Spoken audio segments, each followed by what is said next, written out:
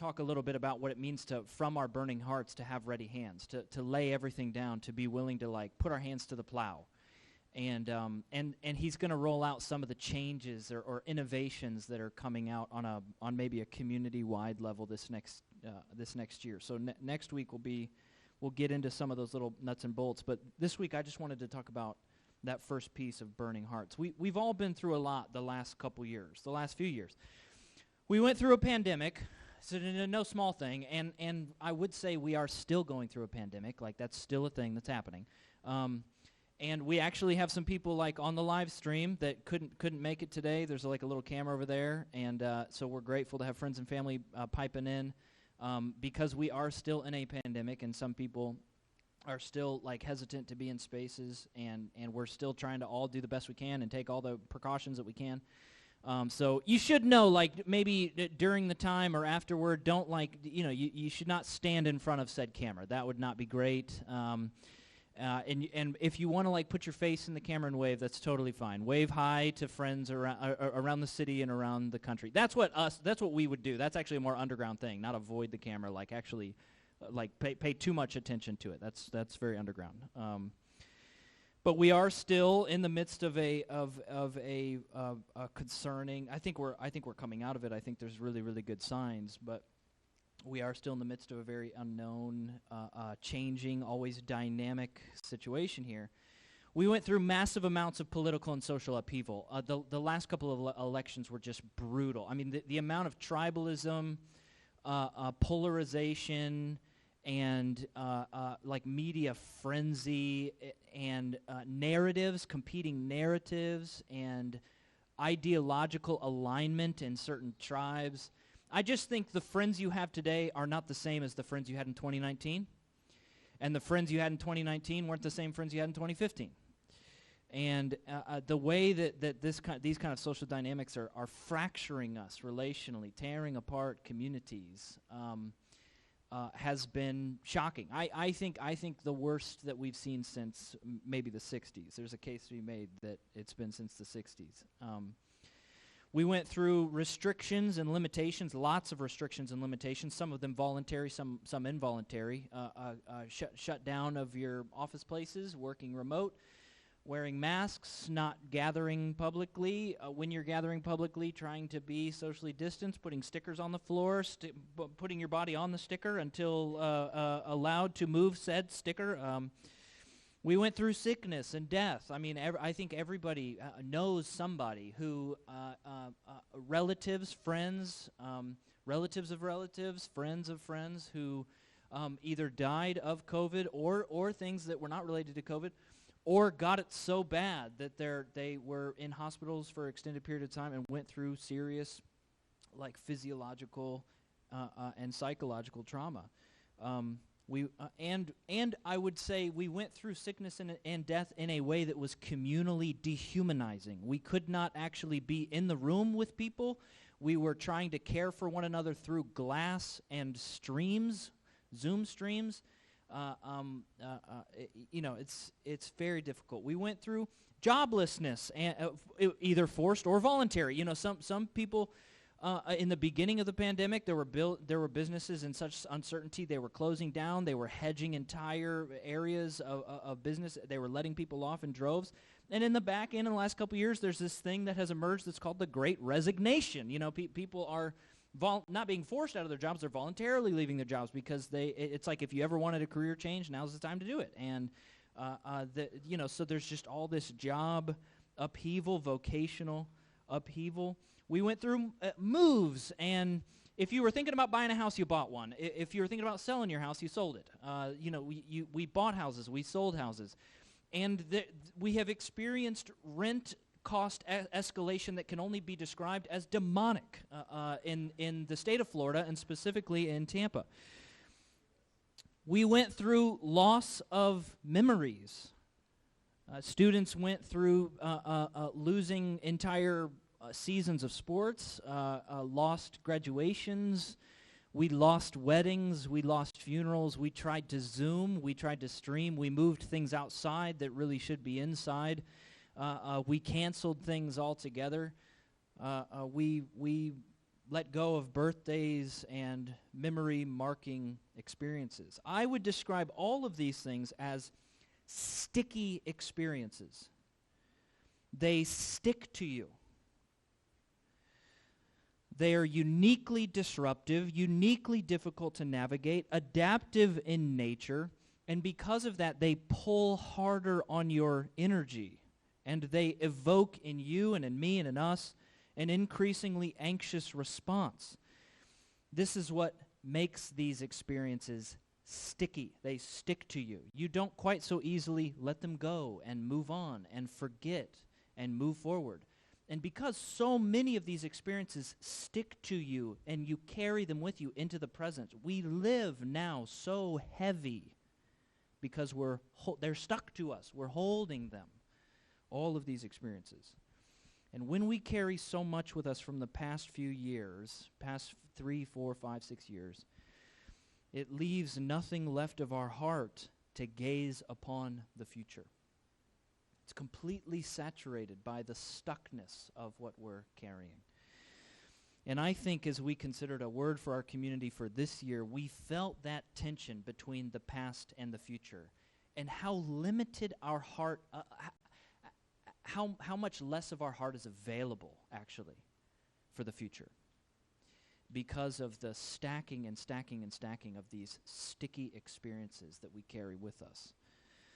And so we wanted to sit together in a text that speaks to that tension of the past and the future and sits right in the middle of that tension. And so I want you to read that text that we've offered you, Philippians 3. It's Philippians 3. I think it's 4 through 14, just in case you didn't grab a slip. And as we usually do, I want to give you a little time to read it on your own and to take note of your impressions, to take note of your questions, to wrestle with it for a second, and then get with some people around you and talk about it, and then I have just like a brief word for us coming out of it this morning. Let me pray for us, and I'm going to free you to read and spend some time in the text. Lord, all we have, all we are, our past, our present, and our future, our time and our resources, our bodies and our decision-making, our networks, everything, our dreams, it's yours. Have it. Take it. Pry open our hands if you have to. Take it. And do with it what you will. And in this moment, we just ask that by your Spirit you would open our eyes to what you want us to see, open our ears to what you want us to hear, reveal to us yourself and your truth this morning with one another. It's in your name. Amen. Take a minute and read it. Yes. Yeah. Yeah, I remember once, I'm not going to tell the whole story, but I was having coffee and banana bread with a Harley Davidson biker in the mountains of Ecuador who had come out of a long 40-year life of crime and violence and sex and drugs, and we were in Ecuador together building a playground. That's what we were doing. It's a very long story. But I was sitting with him over coffee, and he said the words to me, "I have tasted and seen everything that the world has to offer. And it was not enough not to save, to fulfill, to transform, to bring hope. And then I discovered this at the end of every other option, you know. It's like vivid, like a very large, powerful man weeping after telling me stories of murder and violence.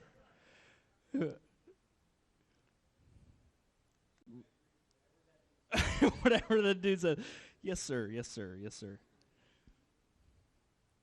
I press on to take hold of that for which Christ Jesus took hold of me. Has anybody seen the documentary The Rescue yet on Disney Plus? So Bethany's the only one? Are we the only ones that love National Geographic documentaries? I'm surprised not everybody in the room rushes to National Geographic documentaries. This is crazy.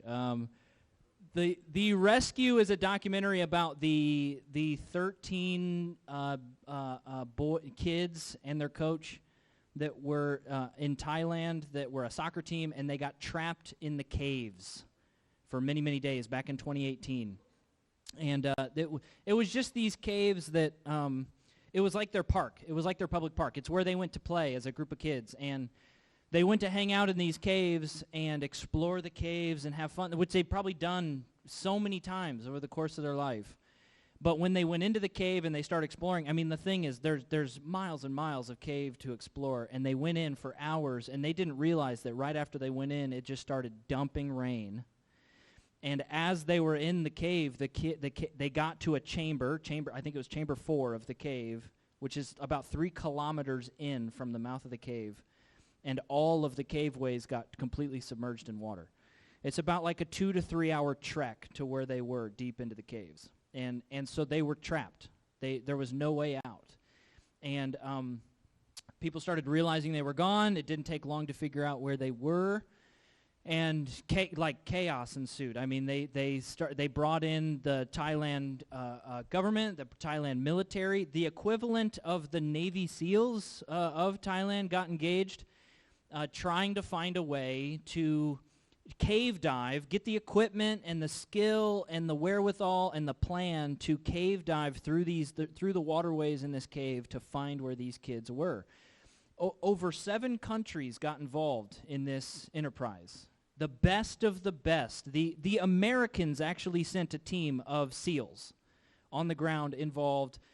Some of the world's best budgets, equipment, skilled, like physically built for this kind of thing, all converged to try to find these kids. And 10 days in, and they hadn't even laid eyes on them yet.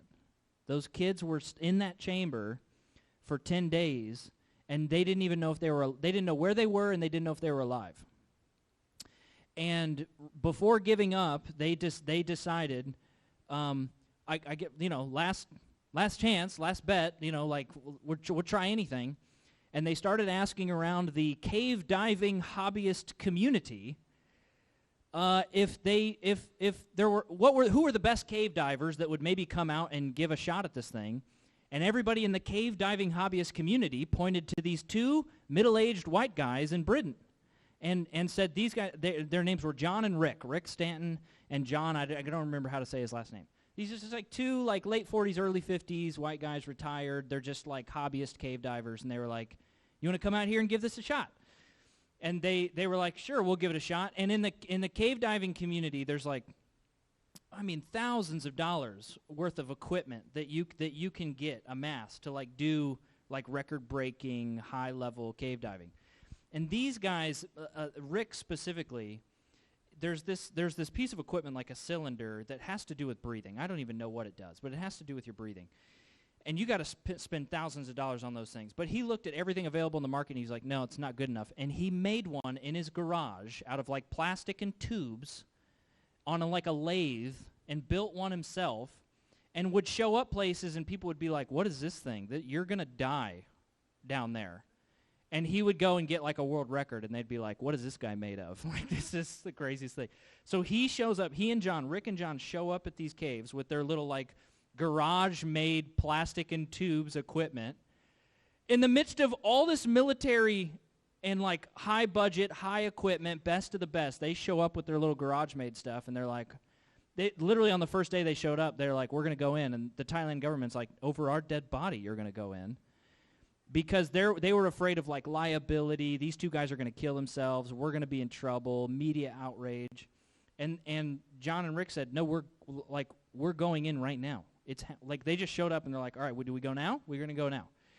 And eventually they said, you can go, but we're not liable for your death. We're going to not cover it. You do you. And they said, okay, great. And they went in. And they went 2.5 kilometers down the ways. They got all the way to Chamber 4, which is where nobody could quite get, and they found the kids, all alive, 10 days later, and there's this actually camera footage of them finding them for the first time. You can actually see it. And then they had to go about this very elaborate, it took an additional 5 days to develop this very elaborate plan to get those kids out of the caves safely.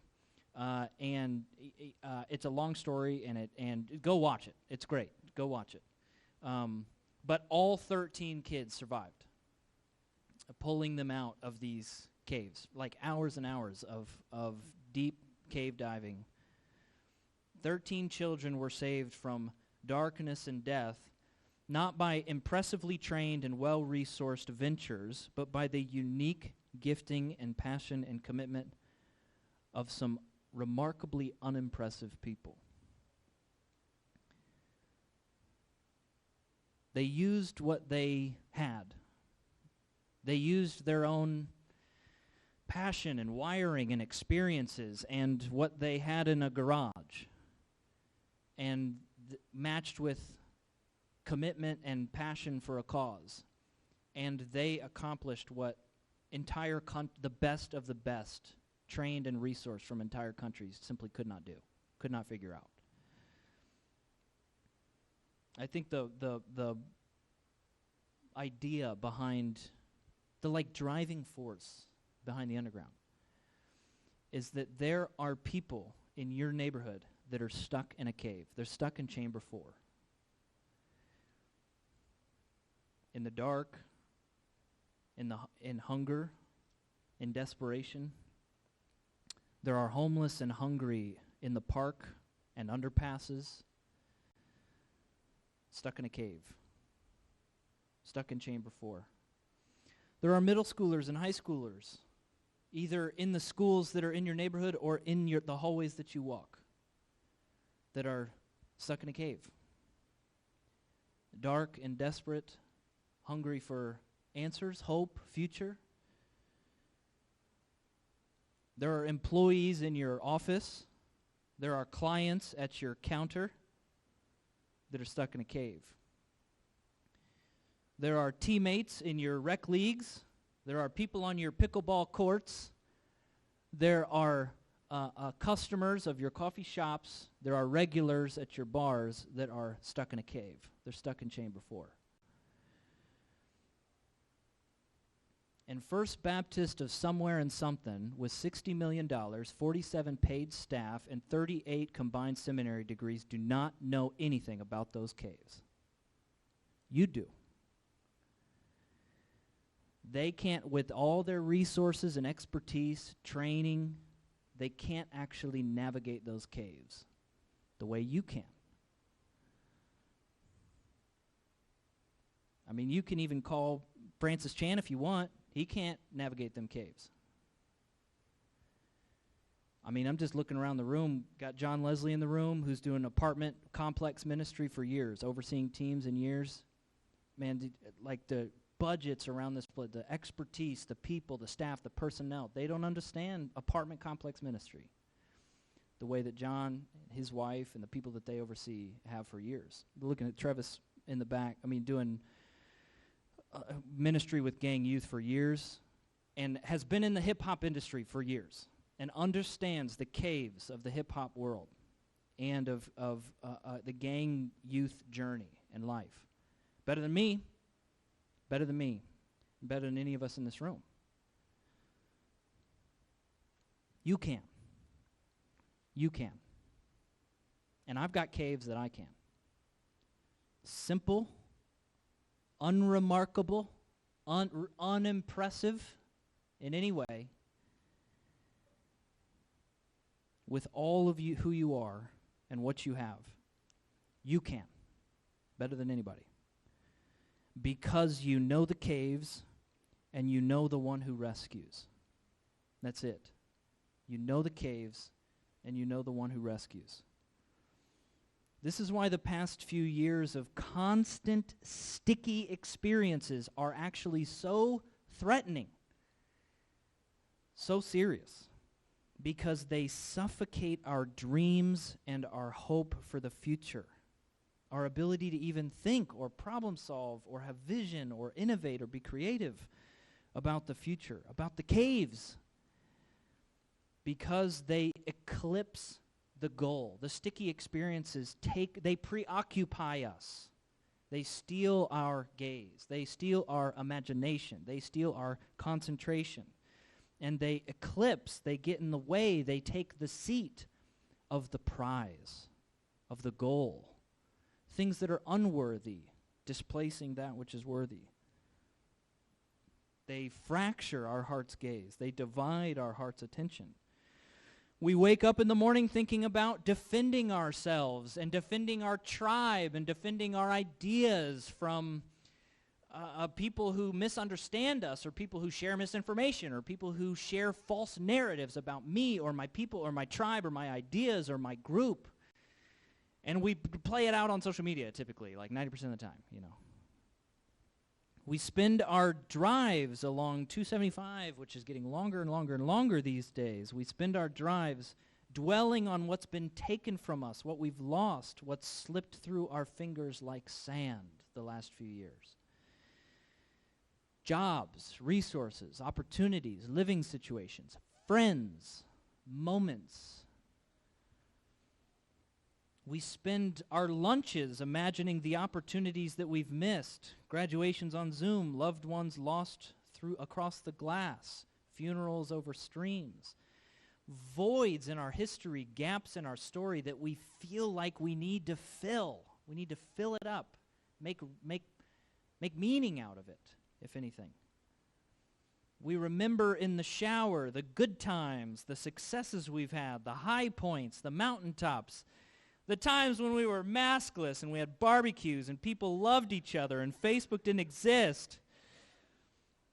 We go to bed wondering about the choices that we regret, the mistakes we've made, the ways those mistakes may have been prevented, and maybe even worse, the way those mistakes couldn't have been prevented, and we feel paralyzed by the outcome.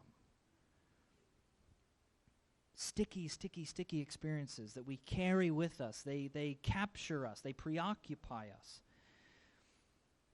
And Paul says to that experience, I consider everything a loss because of the surpassing worth of knowing Jesus, my Lord, for whose sake I have lost all things. I consider them garbage that I may gain Jesus. Celebrating success is healthy. Grieving losses is important. Learning from failure is critical. But everything must find its momentary place in my heart beneath and within his all-consuming and eternal union with Jesus, the one who is worthy. Receiving his righteousness, sharing in his resurrection, participating in his sufferings. He is the prize. He's the target. He's the goal. Everything is for him. He alone is worthy. It reminded me just a little bit of that line that gets typically overused at big events, but those lines from Ecclesiastes, that nothing from these last few years is actually wasted or inherently bad. These sticky experiences, that there's a time for everything under the heavens. There's a time to tear down and a time to build, a time to weep and a time to laugh, a time to mourn and a time to dance, a time to scatter stones and a time to gather them, a time to embrace and a time to refrain from embracing,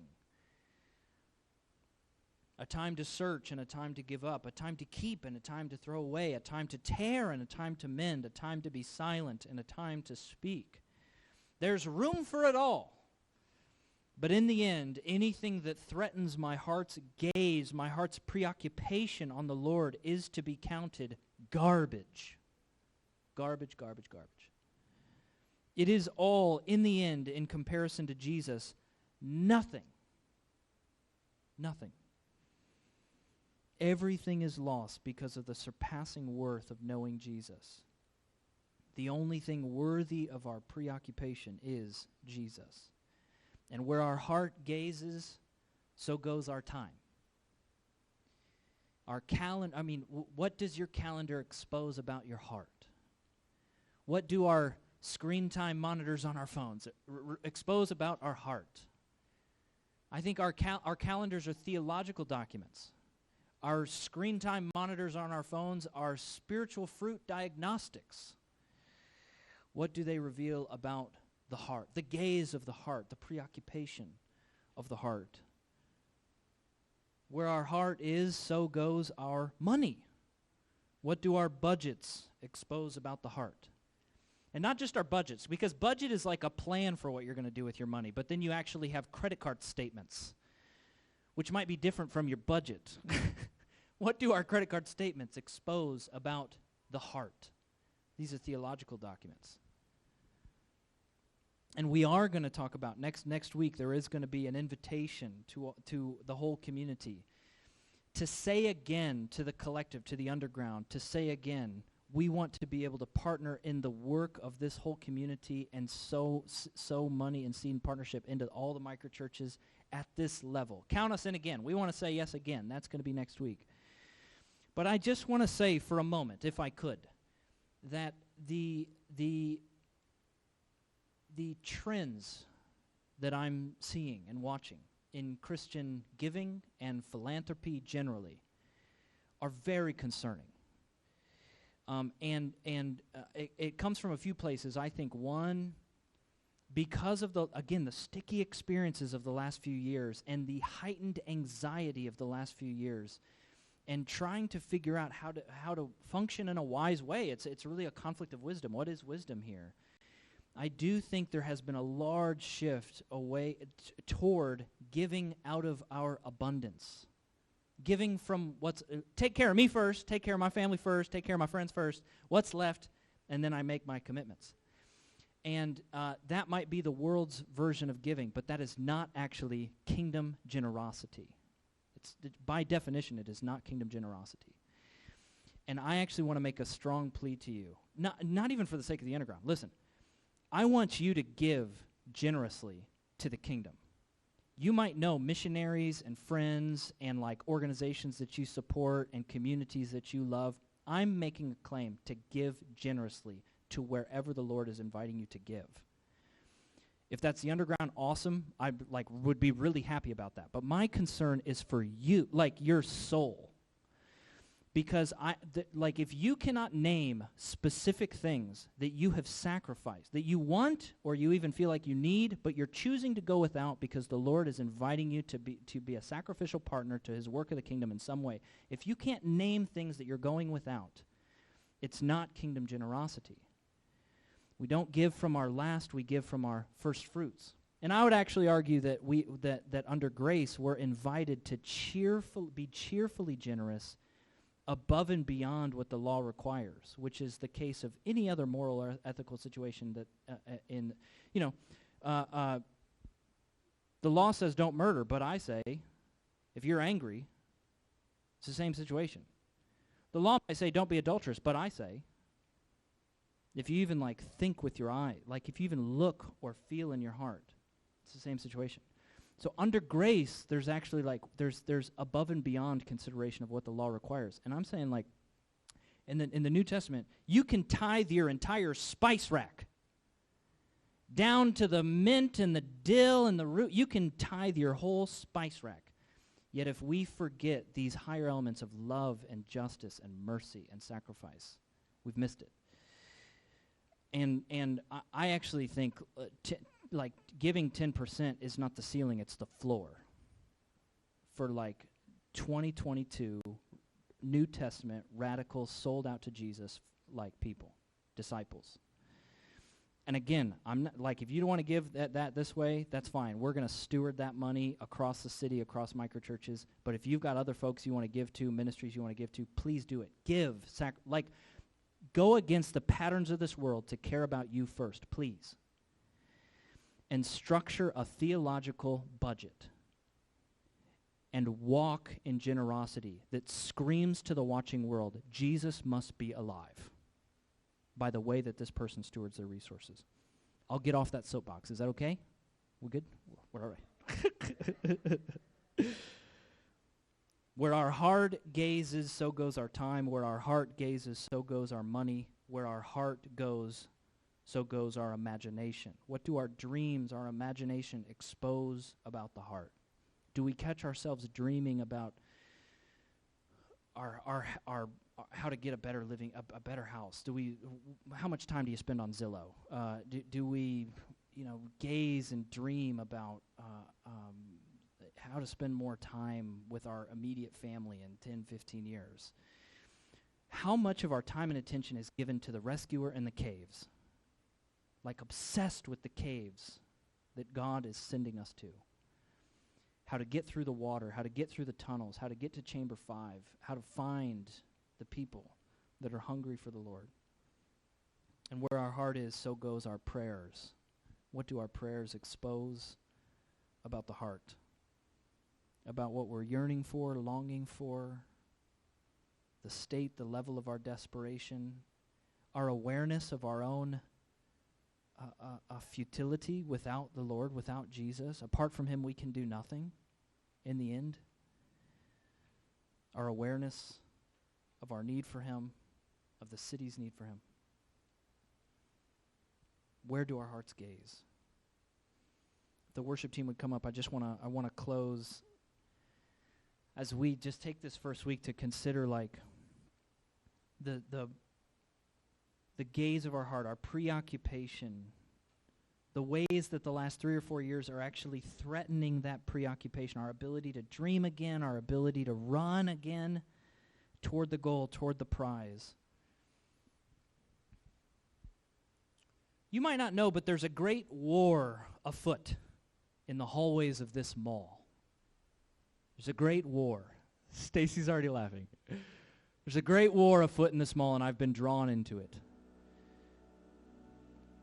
There is a crime, John might know this too, there's a crime syndicate of teenagers that are stealing from storefronts all across the mall almost every day. They're skilled. They're planned. They know what they're doing. They come in wearing gloves, so you know who it is. And what happens is they walk the hallways and they try to find stores that are open, but the owners and workers of those stores are toward the back of the store, and they're wearing gloves. There's typically 1 or 2 of them, 1 or 2 max. They find a store that has good merchandise in the front of the store, and they stop, identify their prey, and they grab as much as they can from the front of the store, and they take off running down the hallways, just carrying shoes, bags, clothes, cell phones, technology, bag of chips and soda, whatever they can take from the front of a store. And they sprint as fast as they can to this exit down here. And as soon as they get out that exit, there's another car of their friends that's waiting there for them to jump in, and then they take off and they drive as fast as they can to the racetrack across the street, the gas station, where they park and they go through what they got. How do I know that this is the scheme? Because everybody in the mall knows that this is the scheme. We've watched them do it 100 times. Everybody's frustrated about it. And for the first, this has been going on a long time. For the first maybe 2 or 3 months, everybody just sat back, let it happen, didn't chase, didn't run. They called security and said, they're doing it again. They're right now. They're running toward the front door. Catch them, catch them. So for about a month, all the store owners were calling security. And they soon realized, after doing that repeated times, security would not do anything. And they would ask, security, why aren't you defending us? And security would say, it's a liability concern. We can't get physical. We can't chase these kids. We can't go over to the racetrack and talk to them. It's a liability concern. So we are just going to make sure nobody gets hurt. We're just going to stand back and to make sure nobody gets hurt, and you make a claim on the property that you lost and talk to your insurance or something like that, try to get some kind of theft claim.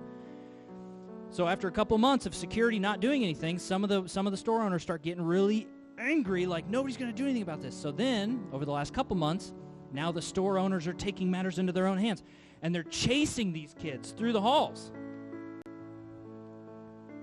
Now, I typically office right here. There was a conference room. We already moved it.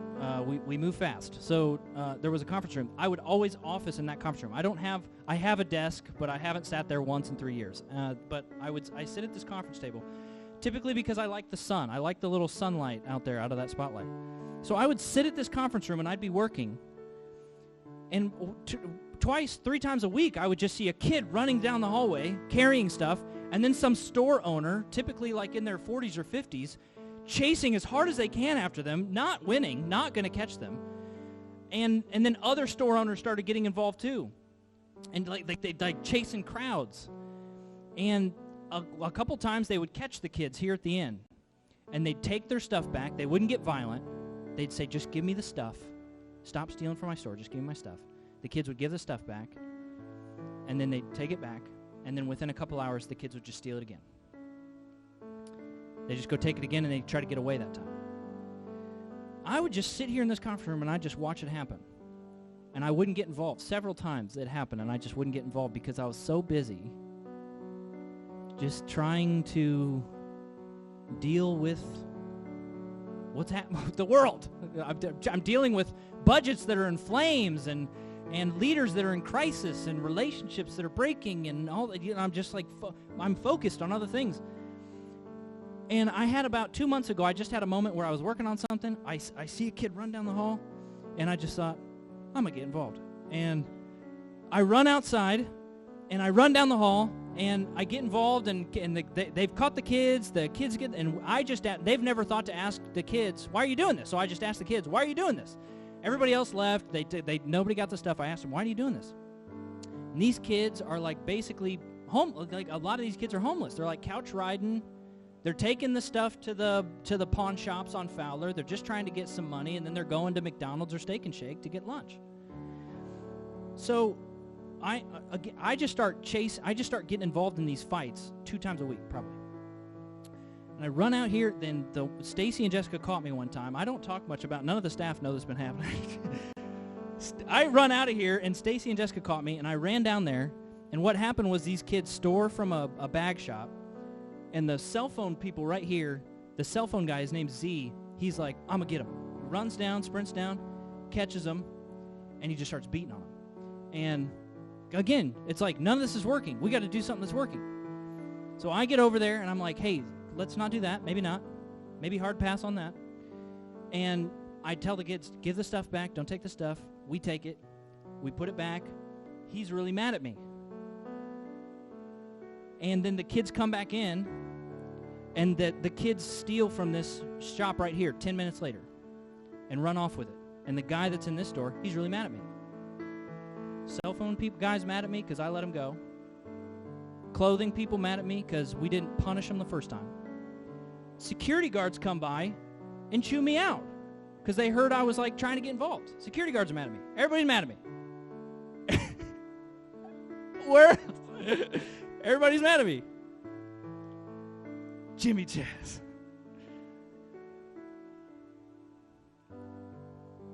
I just sat in that conference room, and I was kind of like, I'm not doing this anymore. This is dumb. Let them do the thing. And I just started to realize, sitting in that conference room, in every corner of this great conflict, this cosmic war, is a yearning for Jesus. The kids are yearning for a provider. They just need a provider. They need a way. They've got to find something. The cell phone guy needs a judge. He needs fairness. He needs justice. He needs adjudication. And this guy, his name's Dan, he is not a believer. He talks about karma all the time. He's like, they get what's coming to them. And if you prevent them from getting what's coming to them, it actually like breaks some kind of cosmic cycle. And you got to let them get what's coming to them. This is how karma works. And he's mad at me because I'm like breaking this cosmic thing that's supposed to be in his favor. And actually what he wants is he's very sad about it. And he's been going through a lot of other things, and he's almost like, he feels isolated in his suffering. He's like, does anybody see this, what I'm going through? Does it matter? Does none of this matter? I start realizing, man, this is the caves. We're in the caves. These people, every side of this war is stuck in the caves. Every single corner, every single person, they're stuck in the caves. They're hungry for a provider. They're hungry for a judge. They're hungry for a suffering servant. They're hungry for a way out. They're hungry for an answer. They're stuck. It's all actually a yearning for Jesus. They yearn for what we have in abundance. They're hungry for what we have in riches. And we have it not because we were strong enough, we worked hard enough, we had the right resume, we made the right moves, but we have it by grace through faith. they suffer in lack of what we have in richness, the presence and the power and the hope of King Jesus. They wander in the unknown for what we know with clarity, the surpassing worth of Jesus. I just want to give, it's like a wake-up call for me. This is all just happening around me, and I'm sitting at my computer trying to deal with things that have happened 3, 4, 5 years ago. I got no imagination for it. And I think the word for me, and maybe a word for us in this community, is to try to give the majority, as much as we can, of our heart's attention, our heart's gaze, our heart's preoccupation to the rescuer and the caves this year. To be underground, to find the people who are looking for a way out, and to introduce them to the way out. We only know our way out of the caves because we once were there too. We were rescued first. We know our way out of chamber 4 because we sat for a long time in chamber